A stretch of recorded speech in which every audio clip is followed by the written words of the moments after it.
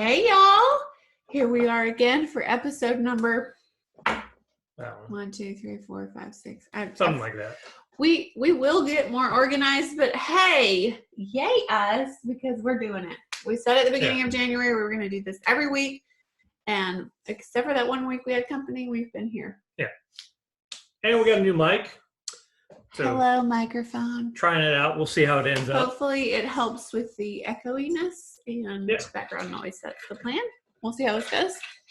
But we want to talk about Texas. We used to live in Texas. We used to live in Texas. Or just the cold snap that hit the country over the past week. And all that's gone on in the past couple of weeks. I'm sure you guys have seen all the devastation in Texas. It's been heartbreaking to watch the stories of people who have just suffered so much tragedy because of this crazy weather. So we wanted to talk about that because we got a lot brewing in our minds about it. Yeah. We do. No, we do. There's a lot going on. So first of all, I don't think it's accidental I don't think it's a freak of nature that South Texas frozen sailboats in Galveston. South Texas, never seen this kind of snow in over 100 years. I don't think it's accidental. Like Houston, right? Ice and snow in Houston. Houston's on the Gulf Coast, in case you didn't know. Maybe you weren't aware. So that kind of weather is unheard of for them. Yeah. And, we lived there for 2 years about. Ish, yeah. Yeah, ish. Kind of between Dallas and Houston. And actually, I got to thinking, because where we were at in Tennessee, right, like we had ice and snow, and I was thinking about, and I saw cars, off in the ditches and on the side of the road where they run off the road. The last time I ran off the road was in Texas during the winter, probably back in 2008, maybe? Was that ice 2009? and snow? Yeah, no, it was ice. There wasn't any snow. It just there would been some precipitation. Temperature dropped overnight. There was some black ice on the highway as I was driving to work one morning. So to be clear, we lived further north. We did not live in Houston. It might have made it sound like he said we lived in Houston, but we lived further north below Dallas. But it was probably maybe 2-hour drive to get to Houston. So 2 hours, maybe 2 hours north of Houston, but still unprecedented. What we normally experienced in Texas, rhymes. Texas and Texas. What we normally experienced weather-wise was either drought or tsunami, rain. Yeah. It was like drought or rain. And John was so frustrated because he loves gardening, and he's like, you cannot predict the stinking weather here. It's like the floodgates are open. Nope, not anymore. It's like for so many years, like it just won't rain in the summer. And then one out of every 4 or 5 years, everywhere floods. Yeah, it was really wild. So that was our experience. We did not experience much snow except for that isolated ice incident. But even here in Tennessee, we've lived back in Tennessee since 2010. And the summer we moved here, it snowed a ton that winter. So that would have been the winter of 2010. Yeah. And we were surprised because we remember Tennessee winters being pretty mild, but it snowed a ton that winter. And since then, until this past week, we've had maybe 2 years where there was a bit of snow, and then it would be melted. Yeah, a tiny bit, be melted by the next day. Like nothing really major until this year and this past week. So back to our topic at hand. What the heck happened in Texas?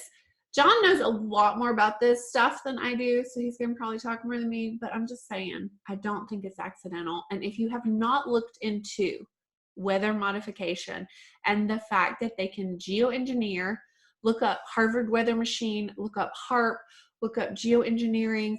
I mean, heck, China is freaking bragging that they are enhancing their weather modification systems in order to produce rain and whatnot. No. So it's a thing that's been going on since the 1950s. Yeah, it's been a thing where they modify the weather. Australia has a program to try to modify the weather to get more rain. Right, there's literally a URL, I'm looking at it right now, texasweathermodification.com, which is, it's like government, Texas state documented information where they're trying to increase the amount of rainfall that they get in their state. Because again, like we said, most of the time it was drought, Yeah. and then floodgates. Yeah.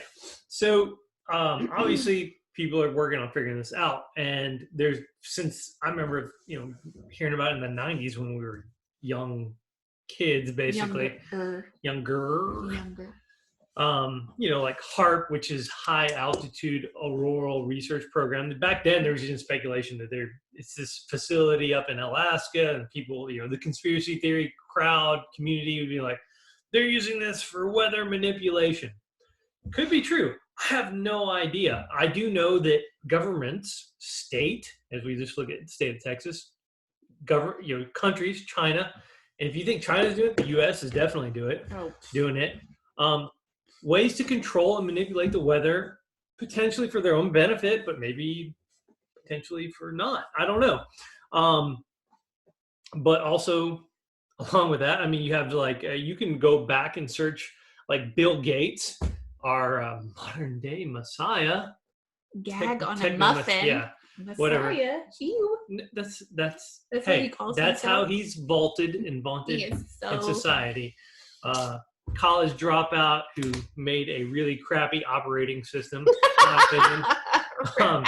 We aren't Windows fans. Hashtag Linux, open source. But anyway, point being, Bill Gates is on record talking about the concept of what's known as volcanic forcing. That's like detonating bombs to force volcanoes to spew ash into the atmosphere to block out the sun to prevent global warming. About that. Now, global warming. That's all you ever hear about, right? Now, there's a whole nother level of science that does not get publicized. Like legit scientists, geologists, solar physicists. Okay, this is, y'all pay attention right here. This is a thing. It's a big deal. It's a real thing. And but you won't see it on TV. It kind of makes it in the mainstream news within the past year or two, but barely. That's global cooling. I've never heard it in the mainstream news. Have you? It makes it out like every once in a while something pops up on the NASA website or in the mainstream. Very, very rarely. All you ever hear about is global warming. Global cooling. Global cooling. It's a thing. It's a real thing. There are real, actual academic scientists who, collect data, draw conclusions based on the data, and there's a cycle, right? There's a solar cycle, right? You can search up how many ice ages has the Earth been through. Like if you just look that up, there's been science agrees, because we all like to the god of science or the scientists, experts, that we like to hold up here. Well, they agree. Well, we don't. But... There's multiple. The Earth is our planet has been through multiple ice ages as far as they can tell, right? An ice age, right? It got colder, and then it got warmer, and then it got colder again, and then it got warmer. There's cycles, right? Right. We have the sun. Right? Okay, hold on. I gotta say something. Yeah. How do we know this? Because you know me, and I don't trust any experts. Yeah. I don't care how experty your expertness is. I still don't trust you. I trust no one. I question everything. And when you first brought this information to me, I will fully admit that I was like, well, because I always filter things through my very questioning, critical thinking brain, which I hope you do too. And if anything 2020 has taught us, it's that some people do not do that. They do not question things. They do not filter what they're told through their ever questioning brain, which you should be, guys. You should be questioning everything that's told to you through mainstream media, through us, through the internet, through the experts. So why should they believe global cooling just because scientists or experts say that it's a real thing? Why should they? Putting him on the spot. No, look, you got to make your own decision. But I'm saying, I'm not a solar physicist. I'm not a geologist. He has looked into this a lot. But I've spent, for the past 2-3 years, I've kept my finger on the pulse of this. So prior to coronavirus, prior to all this drama, John was talking about the grand solar minimum, global cooling, being prepared for it, what's possibly coming, what could be imminent for us, how we need to be prepared. And he's always been a low key, like, we should maybe prepare for sort of a worst case scenario type of guy. Like he'll get on these little, like, let's prep. And then he's like, meh, whatever. And then when he started learning about the grand solar minimum stuff, he's like, I probably should really take this seriously because this is something that has happened in the past. So what is the last time that the Earth experienced something like this? Yeah. So the last significant period was known as that was the Dalton minimum, which I think runs from like 1810 to 1830 in that time. If you Google Dalton minimum, you can easily find references to this. Dalton minimum. There was an unusually cool period globally, as we were able to record it back then. And then prior to that, there was another one called the Maunder minimum, also known as the mini ice age. I think the History Channel even has like a documentary on this. Okay. It's well documented. And since the 1600s, obviously technology's gotten a lot better in 400 years, but they've been recording sunspot data. And sunspot data is generally accepted by the scientific community as a equivalent to solar energy output. Basically, the more sunspots you have, the more energy the sun is putting out. The more energy the sun is putting out, the warmer the planet is, because that's our primary energy input, right? If the sun just stopped shining, we'd be a dark frozen, we'd all be dead. We'd die. Right? Yeah. So the solar sunspot counts have been actually recorded on some level for nearly 400 years. Now, obviously, as time has gotten better, telescopes are better, data collection become more technical, so we have more data. And when you look up sunspot histories, actually sunspots on average have been in decline since like the mid to late 90s. So for 20 plus years now, about 25 years, okay, on average, the solar output has been declining. Now it goes in a cycle, right? There's peaks and valleys, right? But he's so it's nerdy, y'all. Pay attention. Down. Nerdy guy. He knows what he's talking about. It's super easy. This is government collected data on record, trending down. Like this, right? Pointing to your breasticle. Okay, so we're not talking about my boobs. All right. Anyway. I love my wife. Keeping it real with John and Chaz. I love my wife. I just thought it was cute how you're super sexy. Okay, then. Anyway, focus. Global cooling, weather manipulation. Okay, so sunspot data. I find that very interesting because, like I said, I'm questioning everything. But if they're like gathering this data that there's less sunspot, less solar activity, then that's something that we should be paying attention to. And in relation to what's going on in Texas and, this unprecedented weather and sun, I was asking John, because I am more like, guys, if you don't know me or if you only know me for a hot minute, I'm just going to tell you, I don't trust the government. I don't trust anything they tell us. I don't trust anything they say. I question every last modicum of information that comes out of these experts' mouths, including our history books and everything they've taught us as truth. So you name it, pull out a historical fact, if you will, and I'm probably going to question it. So that's how I roll, and that's how I really feel like everybody should question everything. So when he first presented this to me, I'm like, okay. I'll just have an open mind and let me hear what you have to say here. But this with Texas coming about, and some of you might watch my stories and see that I'm all like, look into HAARP, look into geoengineering, look into the Harvard weather machine, look at the fact that China is bragging on how they're going to be able to manipulate the weather in a span the size of India by 2025. That's what they're hoping, planning to do. So why in the world would they not? Why in the world would they not do this? We're talking about the same government that supposedly Nixon called the moon from a landline. Okay? From his rotary dial phone. From his rotary dial phone, he called the moon, y'all. Hey, look, it's obvious we don't believe they went to the moon. Whenever they said they went to the Okay, moon. so when people, this is where I just feel like if you think that's true and you think we're crazy, just stop the video now and go away. We're not talking to you. But I mean, just if one thing 2020 has gifted us with, it's hopefully so many more of you are like, but for real though, yeah. I mean, we're out that okay, because like let's talk about it now. Okay, it used to be like let's 2 weeks to flatten the curve, let's social distance. That was a year now ago. That was a year ago. Almost, now it's you don't need just one mask, you need two, and three, possibly be three, and still you need to social distance, and still, I mean, we don't. And even if you get the vaccine, right, still wear a mask. You don't need just one, not just two. But you might need 3 doses. 3 is what's recommended, and then for the U.S. That's 900 million doses of vaccine.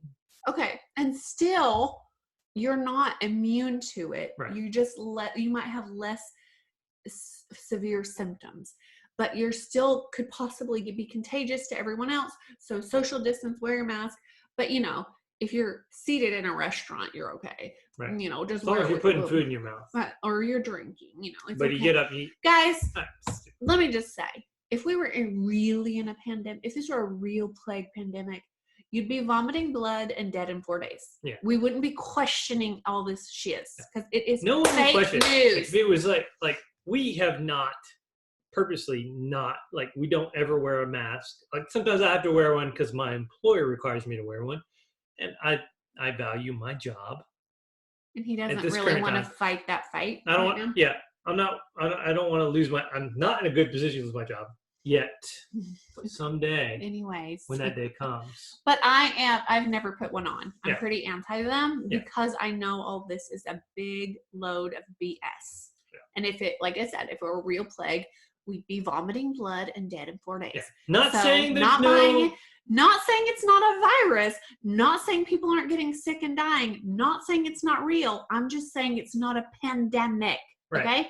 So that being said, that level of like what brought that up was that 2020 has at least opened some people's eyes to question, like, this doesn't make any sense. Like, I think at the beginning of 2020, a lot of people were like, ooh, I should social distance. I should wear a mask. This could be dangerous. I want to protect my loved ones, and so on and so forth. And the more it goes on, the more like, hello, are you kidding me? This is so ridiculous. People are opening their eyes. So that is a gift that we've been given. So again, we're talking about the same government that's doing all that crap to you, causing businesses to be shut down, people to lose their livelihoods, literally disrupting our very way of life, calling from a rotary phone to the moon. Are we not surprised that they could possibly manipulate this catastrophic event that has happened in Texas? So with John's information about the grand solar minimum and this global cooling event that is coming, that is imminent, that is part of the solar cycle of our sun, and we feel like that it won't be politicized or manipulated for their gain, then you're blind. So that is what we're talking about, is this event is real, and we want to encourage you to be prepared. I've got a list of some things that you might want to get on hand if you don't already, just in case this were to get worse than what we've seen in Texas, or were to spread to your area or others. But we believe that the governments and the powers that be know what John knows about the grand solar minimum, and they're not telling us. They know it. It's not publicized. It's not talked about, because they are using it to their advantage. And that is exactly what happened in Texas. I believe it was an experiment similar to what coronavirus was, to test the waters, if you will, of this grid manipulation, or weather manipulation and grid power control, and, what have you, to see how it's going to fare. Yeah. Because all of this has caused, obviously, a societal breakdown and a disruption in supply chains. Talk about food and the supply chain disruption. Yeah. So I want to share this list with them. We need to kind of hurry. Yeah. So coronavirus obviously showed the potential shortcomings in our We have a just-in-time supply system. Just in time. Just in Ooh, time, that's right? good. Like there's been arguments between us, right? We go to the store and it's like there's something not on the shelf. Well, I'll go ask if they have it in the back, and I'm like, babe, Sometimes they do, okay? sometimes So they do, but eat a in this toe. modern system, most of the things that they have, they're just on the shelf. That's what they have. Okay, And when but it's not on the shelf, you know that they don't always put out the best produce, and if I want it, I'm gonna tell them I want it, and half Right. the time they go back and get it. Now, all the other stuff on the shelves are that's okay, just in time supply. Yeah, just-in-time supply, JIT. You could search this. It's a thing, right? It's basically we have a system, and then we have it's like centralized production, right? Like just a handful of major companies control most of the food supply, right? And food is like the most important thing. So tips would be to consider, do I have at least, could I survive a week without being able to go to the store? That's number one. Could I survive a week without electricity? That's number two. Whether it's the dead cold of winter or the blazing heat of summer. Now, there's people out there, they're prepping like, oh, I've got a year worth of food and Okay, that's not really what 10,000 rounds. though. No, that's not what I'm talking about. It's not what I'm talking about. Can you survive 2 weeks to 30 days? No matter what, you should be able to figure, like, you should be able to, even if this never happens, this should be something that you are kind of thinking about and aware of. Like, do you have some non-perishable food items? Do you have plenty of water? If you were to lose electricity, where would your water come from? Do you have potable water that you can use? Yeah. Candles, matches, ways to start a fire. Generator would be helpful. It doesn't, like, you can get by with, like, to just figure out what would it take to get by without electricity for a week or two. That's all we're saying. Like, oh, can I get by without a week? Okay, well, now you feel like you know how to get by without a week. Can I get by without 2 weeks? Electricity. Without electricity, without being able to go anywhere. Yeah. And I think like the realistic expectation is nowadays is like 3 months. Could I go like that's like okay. What do you mean like, realistic expectation? Just because. Can you go 3 months? Yeah. Is that what you're saying? So like we talk about these power outages, right? So I work at a power plant. I've worked in power now in the public sector for 8 years and in the military for 6 years. Step. Yeah, we're almost done. We're going to wrap this up real soon. So just saying that the means to put power on the grid, we don't have to, like, there's like cyber attack concerns, stuff like that. We can disconnect from the internet and we can, you can still manually go out and manually operate the connections breakers, as they're called, and we can manually operate the generators, whether they be powered from, hydroelectric, natural gas, nuclear, coal, wind and solar. These things can all be manipulated manually by people, right? There's always talk like, oh, there's going to be a cyber attack and knock out the power grid. Well, we can always just unplug the network cable. Okay, that's a whole other topic. That's a whole other topic next week. But just it really ties into what we're talking about here. But I wouldn't count on like we're going to lose power for months and months. That's not, in my mind, from my experience, that's not super realistic. But yeah, up to a couple weeks, maybe. Now, natural events like like storms, like just like coming through and trees falling on power lines and stuff like that, that's a different story. That takes time to recover from. But as far as like a digital cyber attack, okay, let's do that next week. Yes, no, sorry, I'm gonna cut it off. Basically, what we want to share with you is that this global cooling thing is real, and you should do what you can to be prepared just in case. Now, we're not trying to incite fear or fearmonger or be like, oh, the world's going to end. That's not what I'm saying at all. Just be wise and make sure that you could survive. Because honestly, you guys, for several generations now, we've become far too dependent on our supermarket. Our ancestors used to be great at living off the land, canning, storing up for winter, and all that kind of stuff. And we've become dependent on our supermarkets. So I think this is a good wake-up call to to take back Autonomy. our autonomy, those sustainable lifestyle choices and things like that. So anyway, we're going to wrap it up for this time, but next time I think we'll chat a little bit more about the power grid situation and maybe do a part 2 on all this global cooling and Texas type stuff. So thanks for tuning in, and we'll see you next time. Bye guys.